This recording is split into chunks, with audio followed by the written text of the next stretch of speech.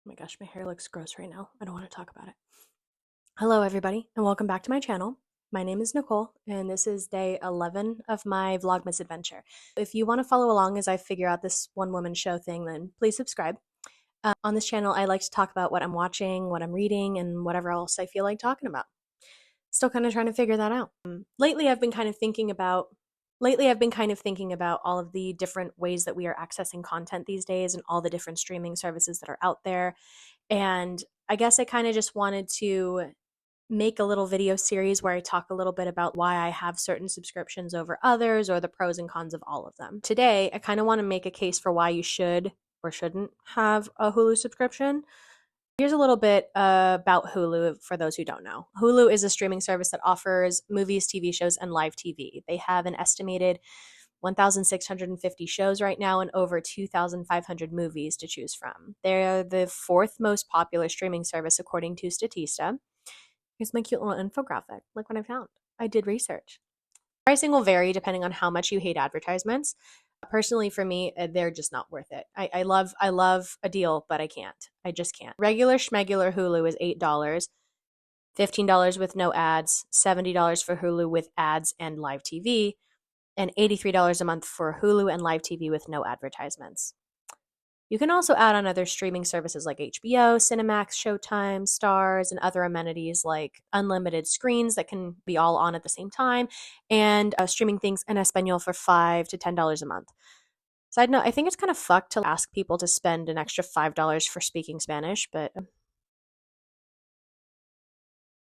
anyway, I've had Hulu for about 10 years or so. It was a great add on to Netflix back in the day when they were the only two games in town. But now, since all the TV networks are creating their own streaming services, which I find very annoying, I'm looking at you, Peacock, fuck you a little bit. It has been kind of cumbersome to figure out where to watch what. But I'll just be goddamned if I have to buy a Peacock subscription. I can't. I can't be bothered. But here's why I still use Hulu and why I suggest you do the same. The main reason is they have tons and tons of amazing shows, from Hulu originals to shows from overseas. I feel like Hulu has a really great lineup of content that's like current.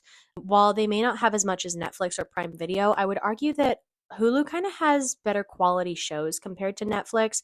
95% of the time, I'm going to find a show on Hulu that I think is worth my time. I think they really excel when it comes to animated TV, and also their comedy shows I think are just really great consistently. Plus, they've revived a lot of great shows from other networks that have been canceled, like The Mindy Project, and for that, they're always going to have my heart because I really love Mindy Kaling. Another reason I think that Hulu's kind of worth it is they got pretty good movies. They have a good mix of new movies and classic or well-loved movies. Plus, they have a lot of really good originals as well. A lot of their original movies can be considered kind of cheesy or campy, but they're not bad. Like, they're fun. And sometimes you can find really good limited release films or indie films on there too. So I feel like that's kind of worth it. Another reason I think that Hulu's worth it is I feel like they have connections with like good TV networks. Like Hulu has a really good relationship with FX where you can essentially watch all of the shows in the FX library all in one place. And I've consistently been impressed with the kind of shows that FX produces. Pero why don't they have AMC? I don't know if this is really a con. It's kind of more of a personal gripe. I vaguely remember there being some weird rumblings about issues with AMC being left out of the Hulu Live TV bundle deal for some reason, probably a money thing. And they never got to an agreement where Hulu could like show any AMC content. I feel like this was a major missed opportunity because AMC is another one of those channels with banging content like Breaking Bad, Better Call Saul, Walking Dead, list goes on. They would have made a killing just from those shows alone. I feel like they definitely like really fucked up there. But AMC launched their own streaming service, AMC Plus, which would be another $8.99 a month. That like again, I kind of just don't really feel like spending. I might one day, I don't know. But if you're looking for some great stuff to watch on Hulu, here's 10 shows that I really, really love on Hulu that you can watch right now. Number one is Letterkenny, obviously. Created by Jared Keeso and Jacob Tierney. Letterkenny has some of the best comedic writing that I've seen out of the 2010s. Also want to note that this started out as a web series right here on YouTube, which I think is great. Also, you're going to want to watch it with subtitles. Like, they're speaking English. This is a Canadian show, but they just talk really fast. Highly recommend binging it this holiday season. It's one of those shows that I just binge and rewatch like all the time. Another one is Shoresy, which is a spinoff based on a character from Letterkenny, starring Jared Keeso as Shoresy. Brilliant writing, same comedic timing. You need to watch it. Like right now, right now. Also, they have a show called Little Kenny, which is basically like all the characters from Letterkenny, but they're little. Another one I love is This Fool, which centers around Julio Lopez, who works at a nonprofit in his neighborhood that rehabilitates ex gang members, and is all turned upside down when his older cousin Luis gets out of prison. This one's starring Chris Estrada, Michael Imperioli from The Sopranos, and also Frankie Quinones, who you might know from the Cholo Fit videos that are all over social media. I feel like this show is just really well written, and it also just feels like so authentically written by someone who really knows and grew up in South Central LA. It's just so good. I love it so much. Another one I really like is Rami, starring Rami Youssef. Rami's about Rami, an Egyptian American kid growing up in New Jersey. And you kind of just basically see him struggling to find himself, you know, balancing between the moral teachings of his Muslim community while also reckoning with, like, you know, the millennial, like, YOLO mentality of all of his friends that are, like, outside the Muslim community. But I think it's really, really clever writing, and it's just really fun to watch. Another one is Only Murders in the Building, starring Steve Martin and Martin Short and Selena Gomez as neighbors in a building with murders in it. It's an adorable, cozy little murder mystery with a lot of heartfelt characters. I grew up watching a lot of like Steve Martin and Martin Short kind of collaborations, and I just love their on screen chemistry. They're just so good together. So anything that they're in always has my heart. Also, of course, like What We Do in the Shadows. For those who don't know, for some reason, it's a mockumentary about the life of vampires and their intern slash familiar. It's amazing. It's brilliant. If you haven't seen it, get on it. So there's another one that I'm watching right now called Murder at the End of the World. That one's not finished yet. But basically, it's about like all these rich, affluent people like all go stay in some like swanky like resort in like Finland slash Greenland slash Iceland. I can't remember.